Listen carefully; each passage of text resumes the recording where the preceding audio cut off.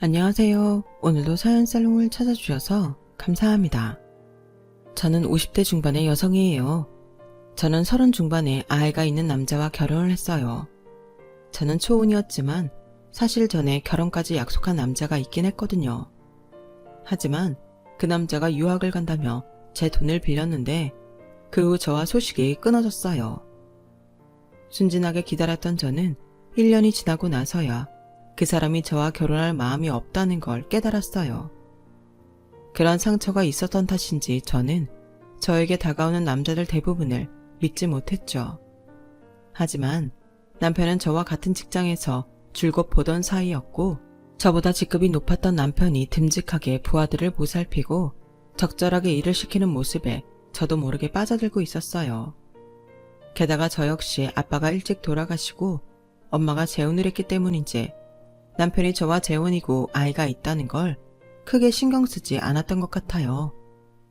남편의 전 부인은 몸이 약해서 아이를 낳고 얼마 안 돼서 지병으로 고생을 하다가 세상을 떠났다고 했어요.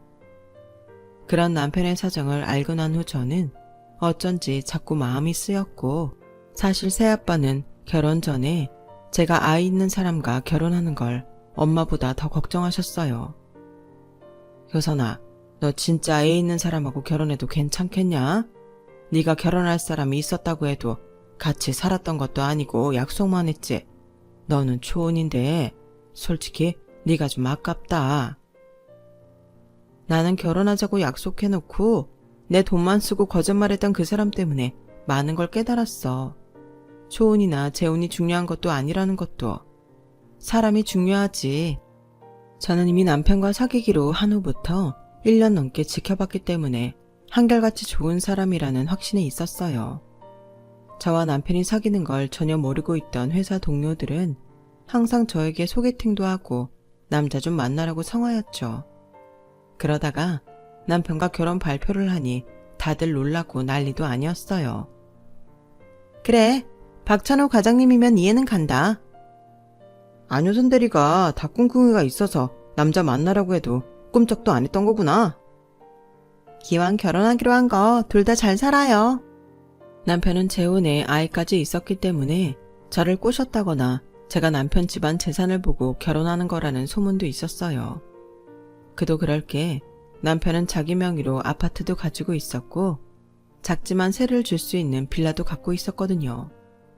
하지만 그건 그저 한 차례 지나가는 바람 같은 거였을 뿐 저희를 아는 사람들은 대부분 축하해주고 응원해줬어요. 남편은 저희 집에 처음 인사를 왔을 때도 굉장히 공손한 태도로 부모님께 큰 절을 올렸어요. 어머님 아버님, 효선이가 저한테 얼마나 과분한지 잘 알고 있습니다. 이렇게 허락해 주신 거 정말 큰 은혜라고 생각하고 평생 효선이 행복할 수 있게 노력하겠습니다. 제가 효선이 속 썩이는 일은 절대 없을 거예요. 자네가 그런 마음을 갖고 있다고 하니 우리도 고맙긴 하네. 무엇보다 효선이가 자네를 믿고 있으니 그 믿음만 배신하지 말아주게. 한 가지 걱정인 건 자네 아들이 우리 효선이를 어떻게 받아들일까 하는 거네. 자네는 자네 아이가 제일 걱정되겠지만 우리한테는 효선이가 딸이지 않나. 그러니 걱정이 될 수밖에 없어. 제 아들 재영이하고 저희 같이 몇 번 만났어요. 재영이도 효선이 좋아하고 잘 따르더라고요. 걱정하시는 일 안 생기도록 제가 잘하고 있습니다. 자네도 들었겠지만 나도 효선이 친아빠는 아니네.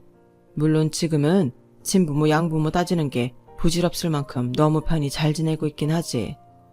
우리가 이렇게 좋은 가정을 꾸렸으니 자네와 효선이 그리고 자네 아들도 그럴 수 있으리라 믿고 있네.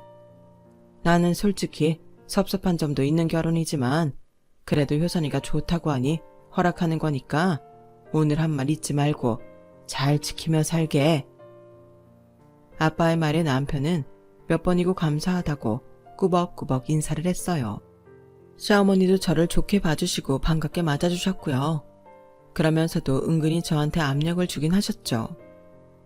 이건 내가 높아심에 하는 말이니까 기분 나빠하지 말고 들어. 사실 아가씨는 결혼해 본 적이 없잖아. 그래서 우리 손자를 어떻게 생각할지. 아이를 안 키워본 사람이 갑자기 초등학교 입학 앞둔 남자아이를 감당할 수 있을지 걱정은 돼. 애들은 좋아해? 잘 돌보는 편이고? 네, 저 대학 때부터 지금까지 보육원 봉사 계속 다녀서 아이들하고는 친하게 잘 지내는 편이에요. 물론 제가 부족한 부분이 있겠지만 열심히 노력해서 재영이하고 잘 지내도록 할게요. 어머님, 아버님 걱정 끼치지 않도록 열심히 살겠습니다. 그렇게 말해주니 고맙긴 하네. 우리 재영이 성격이 모나지는 않아서 누구 힘들게 하지는 않아. 그러니 찬우도 그렇고 특히 우리 재영이하고 잘 지냈으면 좋겠어.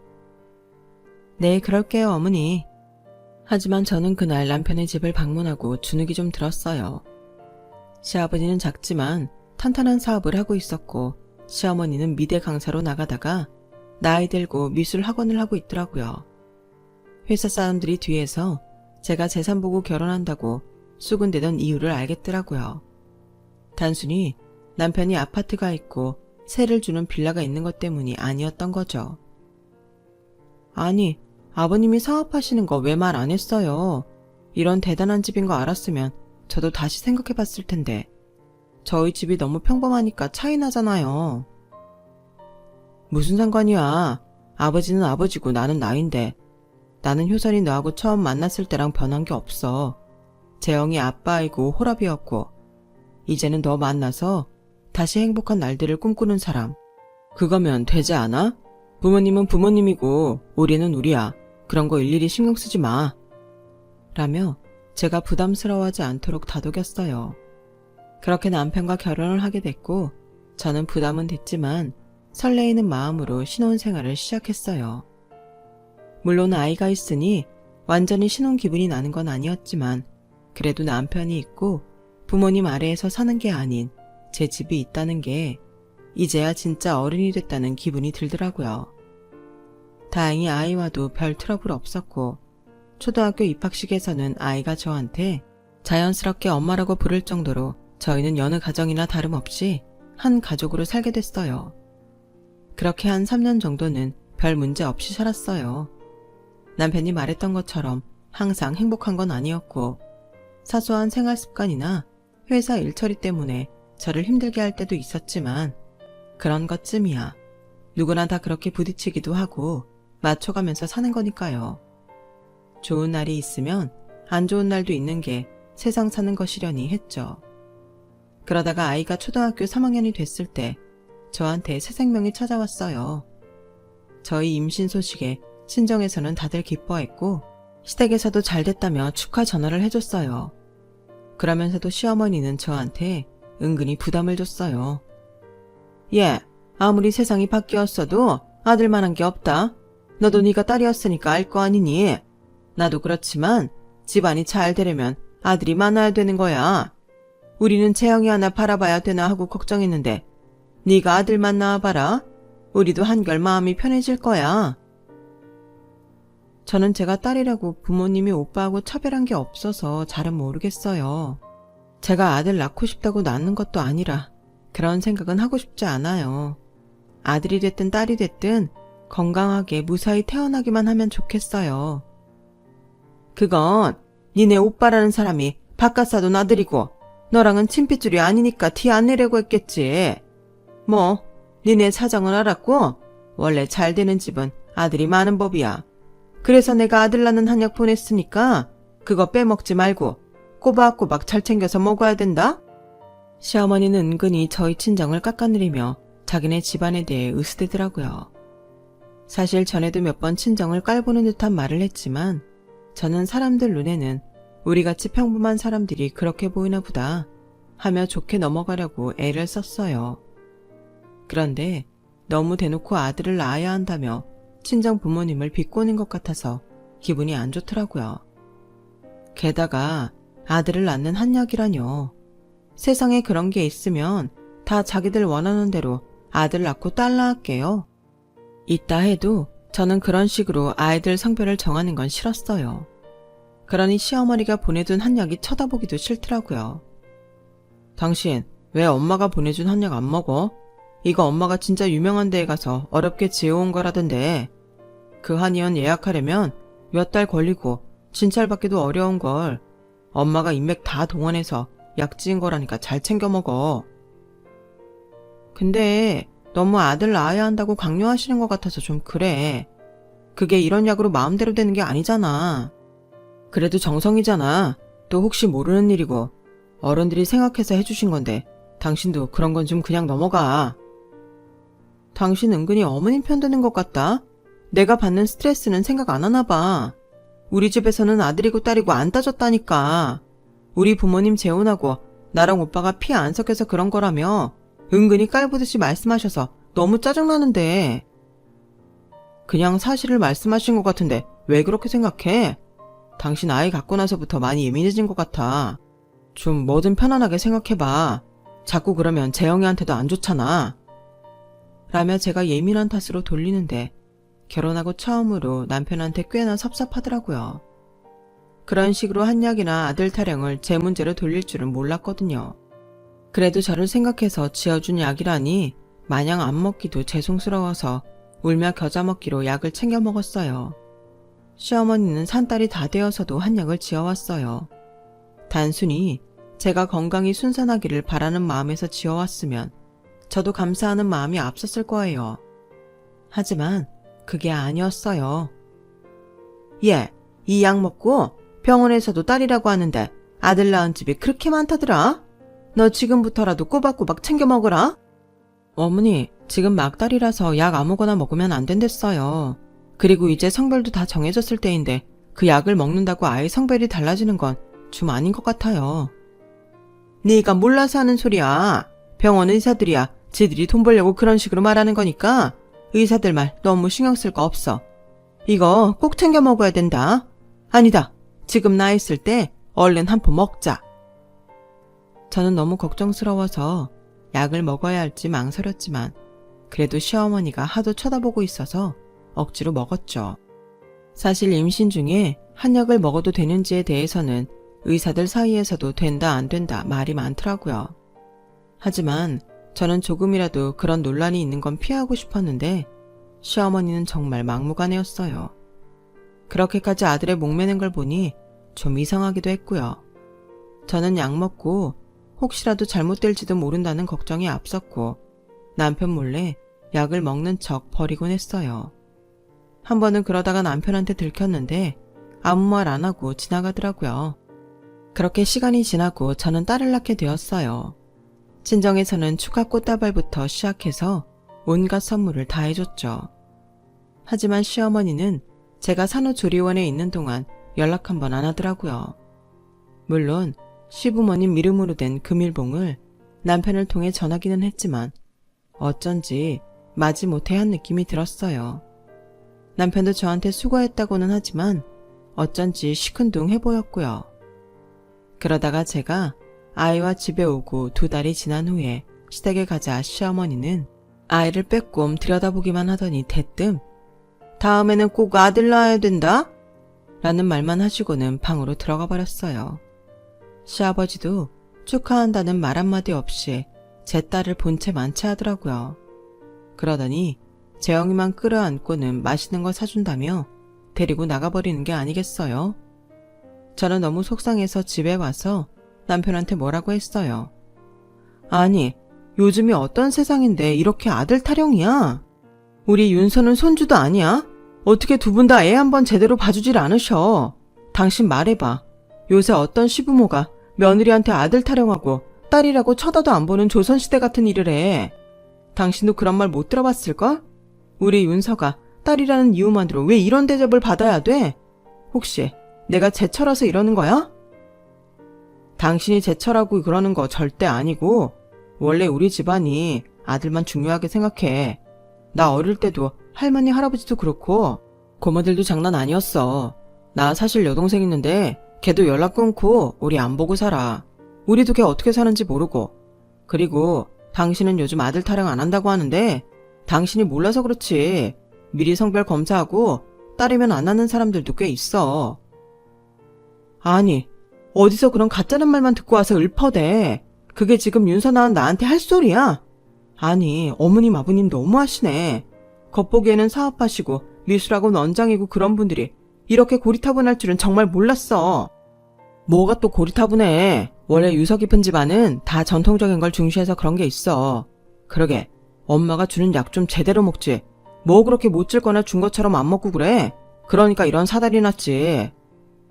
지금 이게 또 다 내 탓이라는 거야? 뭐? 전통? 유서 깊어? 그런 집안은 태어난 아이나 아이 엄마한테 이렇게 비인격적으로 대하는 게 가문의 자랑인가 보네? 아, 진짜 말도 안 나온다. 내가 어쩌다가 이런 집안에 시집을 왔나 몰라. 뭘 또 그렇게까지 말해. 다음에 아들 낳으면 되는데. 이게 아들 낳는다고 끝날 문제라고? 말도 안 되는 소리 하지 마. 당신은 당신 딸이 집안에서 당신 여동생하고 똑같은 대접받아도 괜찮다는 거야? 당신도 윤서한테 그런 식으로 굴 거냐고. 내가 언제 그런댔어? 우리 집이 그렇다는 거지. 그 말이 그 말이잖아. 왜 자꾸 말을 돌리고 변명만 해? 그때부터 저와 남편은 끝이 나지 않는 싸움만 했고 저희 사이도 전과 같을 수는 없었어요. 게다가 여동생이 있다는 건 정말 꿈에도 몰랐어요. 그런 이야기를 결혼 전에 하지 않았다는 것도 너무 이해가 되지 않았어요. 그만큼 여자를 별 볼 일 없는 사람 취급한다는 뜻이기도 했고요. 저는 제 딸을 위해서도 이런 식의 부당함은 더 이상 없어야 된다고 생각했어요. 그래서 시댁에 갔을 때 시어머니한테 말했어요. 어머니, 아들 손주 기대하셨는데 윤서가 딸이라서 마음이 안 좋으신 건 이해해요. 하지만 지금이 남자들만 잘 나가는 시대도 아니고 여자들이 훨씬 더 잘하는 일들도 많잖아요. 어머니도 바깥 활동 잘하고 계시고요. 저는 윤서가 혹시라도 자기가 여자라서 차별받는다고 상처받으며 잘할까봐 걱정이 돼요. 우리는 윤서 상처받게 한 적 없어. 누가 여자들이 일 못한다고 했어? 그런 얘기가 아니야. 우리는 뼈대 있는 집안이라 남자가 바로 서야 되는 걸 중요하게 생각하는 거다. 너도 우리 집안 사람 된 게 벌써 몇 년이냐? 그러니 지금 사회에서 여자가 잘하건 못하건 우리 집안은 남자가 많아야 돼.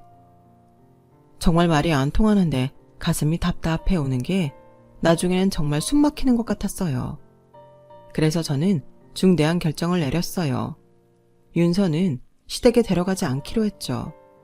어차피 데려가봤자 재영이한테 밀려서 시부모님들 관심도 못 받고 저는 저대로 속상한데 그런 일을 어릴 때부터 자꾸 겪을 필요는 없으니까요. 그런데도 남편은 별 생각이 없는 것 같았어요. 그래, 알아서 해. 라고 하는데 진짜 내가 알던 그 좋은 남자 맞나 싶더라고요. 아무리 밖에서는 좋은 사람이어도 자기 집안 문화에 있어서는 이렇게 답답한 사람이 될 수도 있었네요. 저는 그걸 몰랐고 만약에 알았다면 남편하고 결혼할 생각은 하지도 않았을 거예요. 딸아이 때문에 신경이 쓰이니 저도 모르게 재영이한테는 소홀하게 되기도 하고 그 아이는 아무 죄가 없는데도 좀 얄밉게 느껴지기도 했어요. 이러다가는 내가 아이 둘 다 상처 입힐 것 같더라고요. 그렇게 저는 아이들 양육 때문에 걱정이 많은데 남편은 아주 한가한 소리를 하는 거였어요. 우리 얼른 셋째 갖자. 당신이 엄마 아버지하고 오해를 풀고 다시 가까워질 수 있는 제일 좋은 방법은 얼른 아들을 낳는 거야. 그러면 윤서도 남동생 가진 아이니까 좀 더 떳떳할 수 있잖아. 우리가 윤서를 더 사랑받게 하려면 얼른 남동생을 만들어야 해. 그게 우리가 부모로서 할 수 있는 최선이야. 남자 형제 있다고 떳떳해지는 거면 왜 당신 여동생은 집하고 연을 끊고 살아?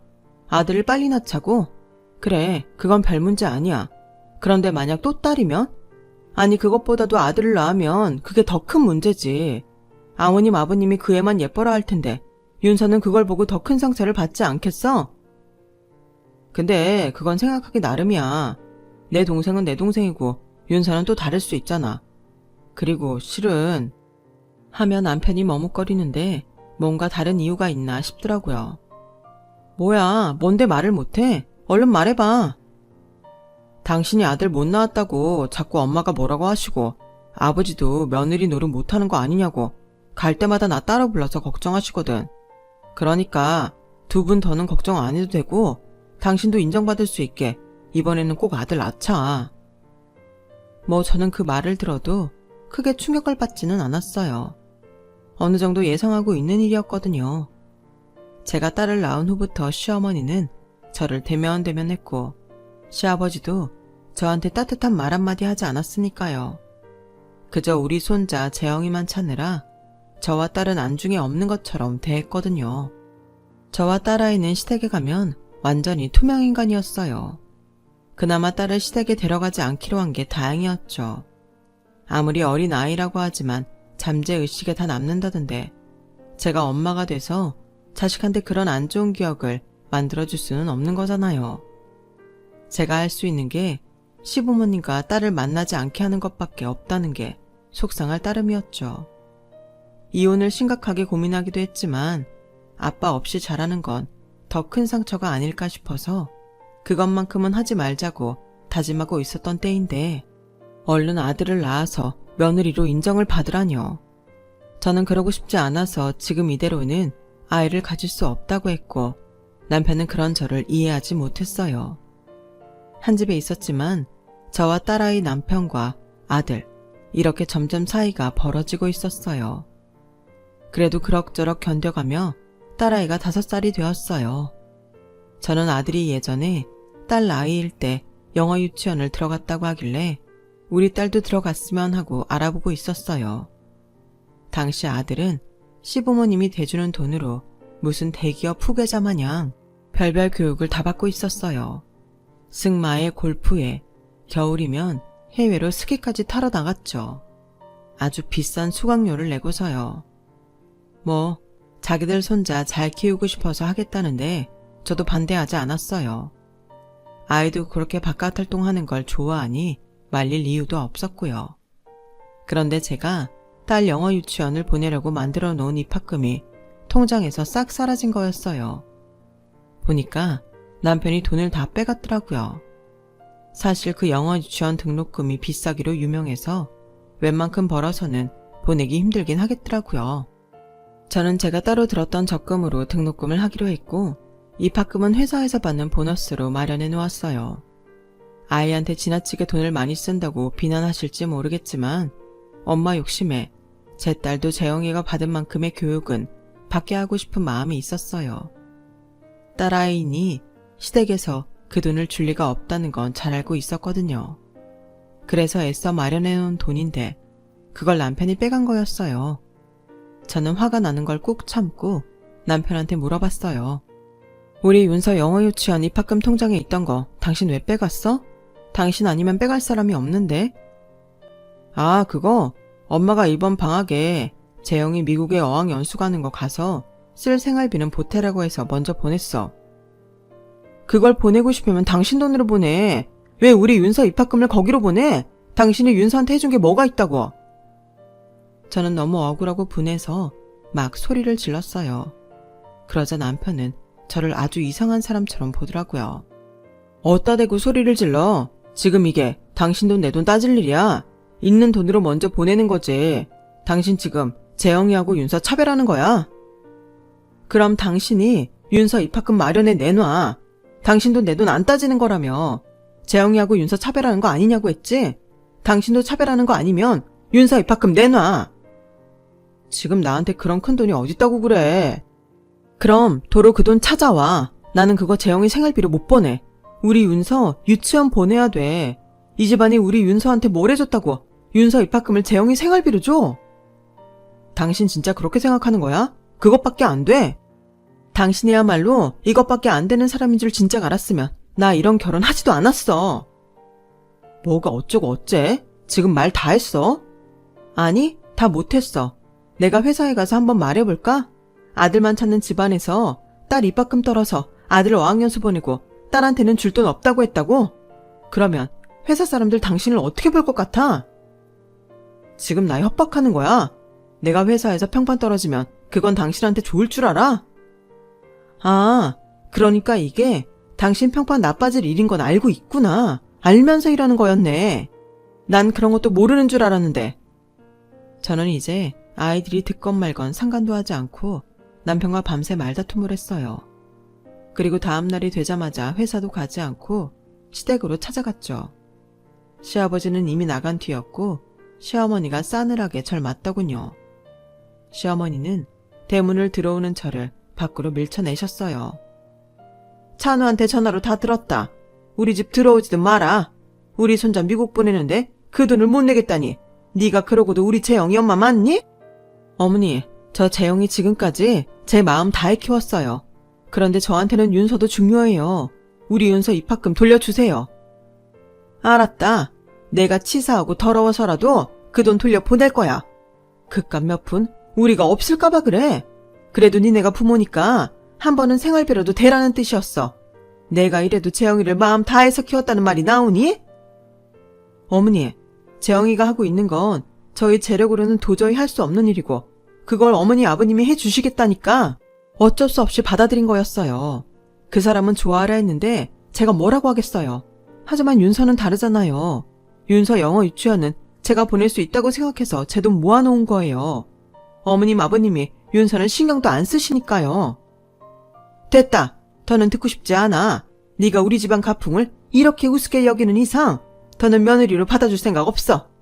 네 시아버지도 같은 생각이니까 하루라도 빨리 네 딸 데리고 집에서 나가다오. 네, 그럴게요. 저도 더는 이런 집 며느리 하고 싶지 않아요. 지금 이 말 분명히 너도 원하는 거라고 한 거다. 내가 이거 녹음하고 있거든. 너 우리 집안 방침을 따를 생각도 없고 이 집에 있고 싶지 않다고 했으니까 이건 합의 이혼인 거야. 아니, 오히려 우리 찬우하고 재영이가 너 때문에 손해를 본 거니까 위자료 챙길 생각 마라. 너네 시아버지가 어떤 사람인 줄 알지? 우리가 쓰는 변호사를 니네 친정에서 감당이나 하겠어? 그러니까 순순히 아무 말 하지 말고 집에서 나가. 저는 시댁의 용의주도함에 기가 질리고 말았어요. 너무 화가 나서 온몸이 부들부들 떨리는 걸 참으며 집으로 돌아와 제 짐을 빼고 딸과 함께 친정으로 돌아왔죠. 그동안 대충 시댁 분위기를 파악하고 있던 친정 부모님은 아무 말 없이 저와 딸을 받아주셨어요. 딸이 아빠 없이 크는 건 너무 속상하고 걱정도 됐어요.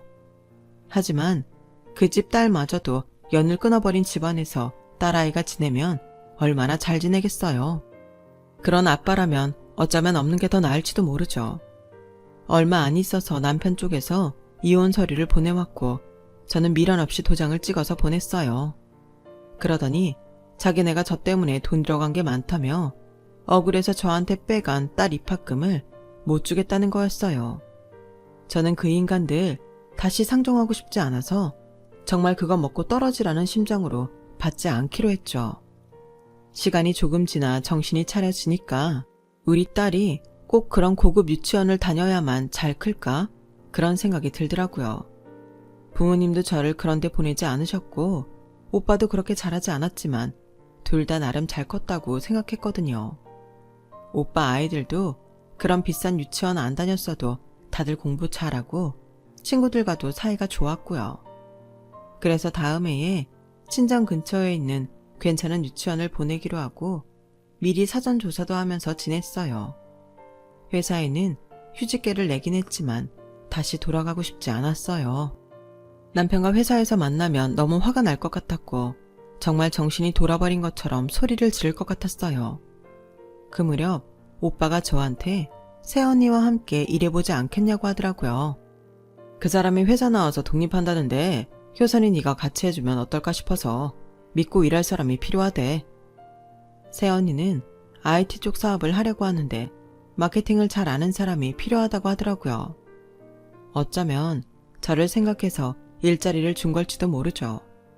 제가 다시 회사에 가는 걸 껄끄럽게 생각하는 걸 집안 식구들 모두 알고 있었거든요. 저는 고맙다고 언젠가는 꼭 갖겠다고 했고 바로 출근하기로 결정했어요. 친정 엄마가 있어서 가능한 일이기도 했죠. 아니면 딸이 유치원 입학을 못했기 때문에 아이를 돌봐야 하니 일은 꿈도 못 꿨을 테니까요. 새언니는 워낙 똑똑하고 당차서 거래처도 잘 뚫었고 저는 새언니가 가져오는 일마다 좋은 홍보를 만들기 위해 같이 밤을 새며 노력을 했어요. 물론 갑자기 일을 다른 데로 넘기는 기업들도 있어서 그동안 해왔던 것이 허사가 될 때도 있었지만 워낙 저희가 열심히 하다 보니 그 결과들이 보이더라고요. 새언니는 차츰 업계에서 인정을 받게 됐고 언니가 만든 시스템과 저의 마케팅으로 일자리가 점점 늘어나게 됐어요. 아예 한 회사 일을 다 맡게 되기도 했고요. 새언니는 저에게 정말 거액의 인센티브를 주고 직책도 팀장으로 올려주고 직원들도 더 뽑았어요. 언니, 아니 대표님, 이렇게 많이 줘도 되는 거예요? 저 가족이라고 더 받는 거면 안 되는데요. 줄만 하니까 주는 거예요. 팀장님, 다른 사람들도 똑같으니까 확인하려면 해보든가요. 가족끼리 이런 계산은 더 철저해야죠. 제가 아가씨 부려먹기만 하면 되겠어요? 앞으로도 우리 잘해봐요. 그렇게 되기까지 5년이 걸렸던 것 같아요. 그 사이 딸아이는 유치원을 걸쳐 초등학교에 들어갔고 친정 부모님과 오빠 가족들의 사랑을 듬뿍 받으며 밝고 명랑하게 자라고 있었어요. 그 즈음에 세연이는 다른 회사를 흡수하거나 아니면 어디에 투자를 하고 싶어 했어요. 재정적으로 부실해서 좋은 아이템이 있어도 크지 못하는 회사도 있으니 그런데도 알아보고 있었죠. 물론 잠재적 역량을 충분히 고려하고 있었고요. 새언니는 여러 회사에서 들어온 자료들을 보다가 놀라서 저를 부르더라고요. 여기 이 회사 전에 아가씨네 시댁회사 맞죠? 제가 보니 시아버지 회사가 맞더라고요. 대표 이름도 회사 이름도 제가 아는 그 회사였어요. 아니 근데 여기 작아도 잘 되는 데라고 하지 않았어요? 그새 이렇게까지 재정이 악화가 됐나? 이상하네. 새언니는 그러면서 앞으로 크게 기대되는 아이템은 없는 것 같다며 일찌감치 떨어뜨리더라고요. 저는 제가 관여할 일이 아니니 그런가 보다 했죠. 그런데 다음날 출근길에 회사 근처에서 저를 기다리는 사람이 있었어요. 바로 시어머니였어요. 제가 못 본 척 지나가려고 했더니 전 시어머니가 제 앞을 가로막더군요. 잘 지낸 것 같네? 회사 옮겼다더니 여기구나. 니네 오빠가 아는 회사라며? 그런 형제라도 있으니 망정이지 어쩔 뻔했니? 시어머니는 아무래도 제 화에 불을 지피려고 온 것 같았어요. 그랬건 아니건 이제 상관없지 않나요? 저 출근 늦어지는데 비키세요. 내가 알아봤는데 니네 시아버지 회사 투자 니네 회사에서 고려하고 있다던데 잘 되고 있는 거지? 니네 회사 재정 꽤 튼튼하다던데 그러면 우리 회사 투자는 바로 해줄 수 있는 거잖아. 너도 알다시피 니네 시아버지 꼼꼼하고 틀림없는 사람이잖니. 그러니까 네가 니네 오빠한테 잘 말해서 얼른 투자 좀 받게. 그렇게 자신 있는데 왜 절 찾아오셨어요? 그건 제가 하는 게 아니라서 저한테는 아무 권한 없고요. 그리고 제 시아버지도 아니잖아요. 제 시댁도 아니고요. 제가 왜 말을 잘해줘야 되는데요. 그리고 꼼꼼하고 틀림없다고요? 그런 회사 재정이 그렇게 엉망인가요? 제대로 된 아이템 하나 없이 주먹국으로 운영하다가 일이 잘 안 풀리니까 예전 연애 기대서 어떻게 해보려는 거잖아요. 지금까지는 그런 인맥 연줄로 어떻게 해왔나 본데 저희는 어림없어요. 아니면 여태까지 돈줄 대줬던 사람들 찾아가세요. 저희 회사는 그런 데에 투자할 돈도 없고 호구도 아니니까요. 라고 하니까 당황해서 아무 말 못하더라고요. 제가 시어머니를 지나쳐 건물로 들어가려는데 시어머니는 제 뒤에 대고 이렇게 말하더군요. 쥐뿔도 없던 게 돈 좀 벌었다고 어디서 아는 척이야? 그래봤자 여자인 주제에.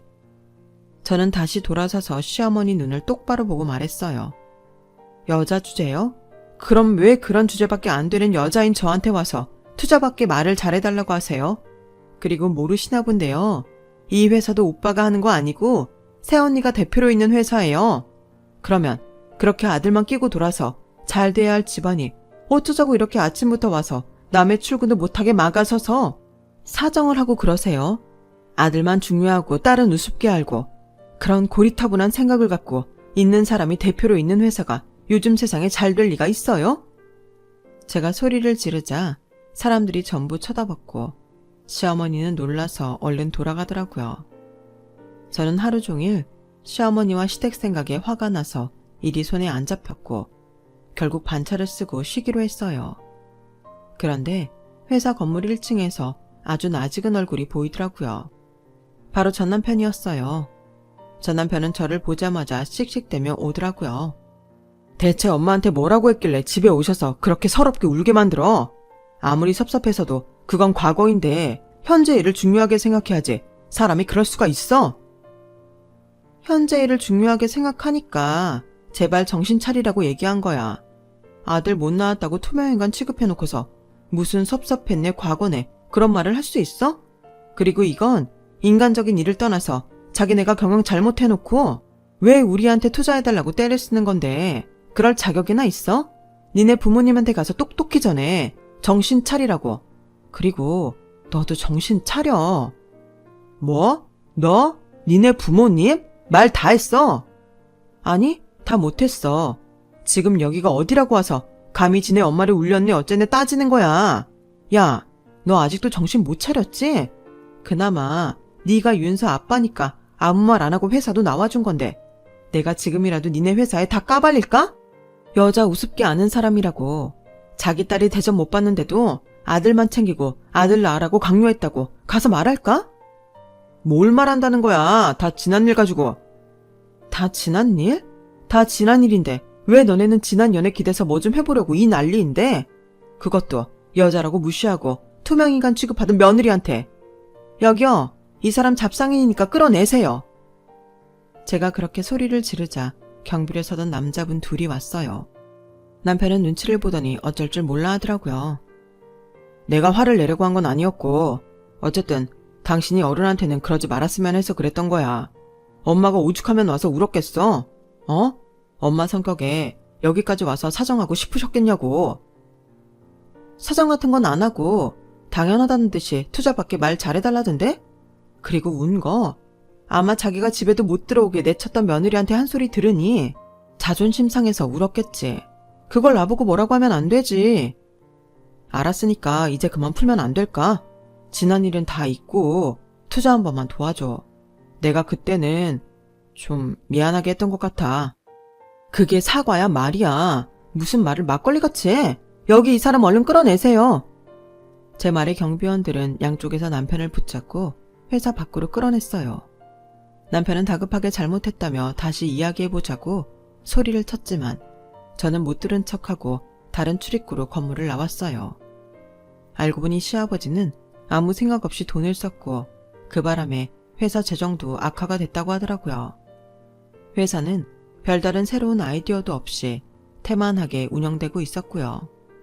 시어머니 학원도 선생들한테 월급을 제대로 주지 않아서 선생들이 다 나가고 소송까지 걸었다고 하더라고요. 한마디로 겉만 번지르르 했던 집안이었던 거예요. 그 이후 남편이 몇 번이나 다시 찾아와서 잘못했다고 사정하며 도와달라고 했어요. 딸한테까지도 저한테 말을 잘해달라고 했다더라고요. 하지만 딸도 한 번도 자기를 안 찾던 아빠가 갑자기 돈 때문에 그러니까 싫다면서 아빠는 다시 보고 싶지 않다고 했다네요. 딸의 말에 남편은 충격을 받았는지 다시는 저희를 찾아오지 않았어요. 그리고 지금까지 저는 결혼을 하지 않고 혼자 딸을 키웠죠. 그런 딸이 이제는 대학생이 돼서 남자친구가 있네요. 제 이야기는 여기까지예요. 들어주신 분들 모두 행복하시고요. 하루하루 건강하고 즐겁게 사시면 정말 좋겠어요. 감사합니다. 여러분, 사연 댓글에 응원과 현명한 조언 부탁드려요. 좋아요와 구독은 저에게 큰 힘이 됩니다. 오늘도 좋은 일 가득하세요.